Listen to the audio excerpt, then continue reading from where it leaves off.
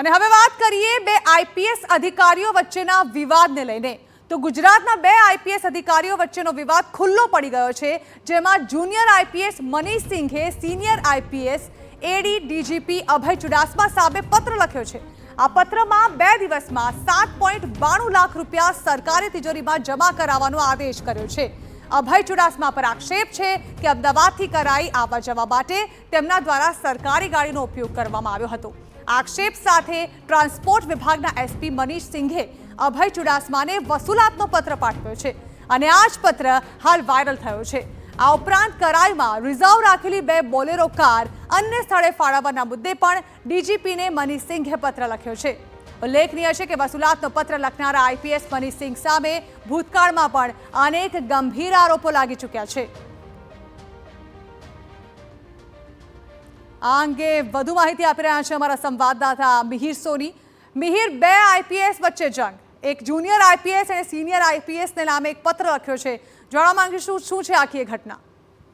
ઘણા આઈપીએસો વચ્ચે જે ઇન્ટરનલ જે આ રીતની વોર છે, વિવાદ છે, તે અનેક વખત જોવા મળતો હોય છે, પરંતુ આ રીતના ખુલ્લેઆમ તે ખૂબ જ શરમજનક ઘટના કહી શકાય, કારણ કે ગુજરાત પોલીસ અકાદમીમાં જે એડિશનલ ડીજીપી તરીકે રહેલા અભય ચુડાસમાને જે જુનિયર આઈપીએસ છે કે જે એમટી વિભાગના એસપી મનીષ સિંઘ દ્વારા એક પત્ર છે કે જે વસૂલી માટે કે જે 2 દિવસની અંદર 7.92 લાખ જેટલી રકમ 2 દિવસમાં ભરી દેવાનો આ મોટર ટ્રાન્સપોર્ટ દ્વારા જે પત્ર છે તે લખવામાં આવ્યો છે, જેમાં રાજ્ય પોલીસ વડા કરાઈ આચાર્ય સહિત એટલે 5 અધિકારીઓને મનીષ સિંઘે પત્ર મોકલી અને આઈપીએસ અધિકારીઓ વચ્ચેની લડાઈ છે તે સપાટી પર આવી ગઈ તેવું સામે આવી રહ્યું છે। આ પત્ર છે તે વાયરલ થયો છે અને જેમાં સ્પષ્ટ જે નંબર છે કે જે એડિશનલ ડીજીપી અભય ચુડાસમાના તેની ગાડીનો નંબર ઉલ્લેખીને અને અલગ અલગ જે કિલોમીટર છે તે કિલોમીટર વધારે ફર્યા હોવાનું કહી અને જે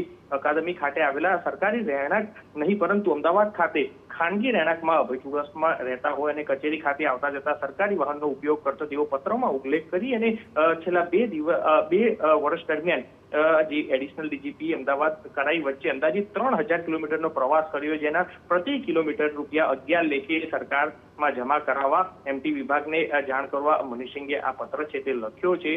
જોકે આ પત્રને લઈને હાલ જે ઉચ્ચ અધિકારીઓ જે આઈપીએસ ના બેડામાં પણ અનેક ચર્ચાઓ છે તે શરૂ થઈ ગઈ છે।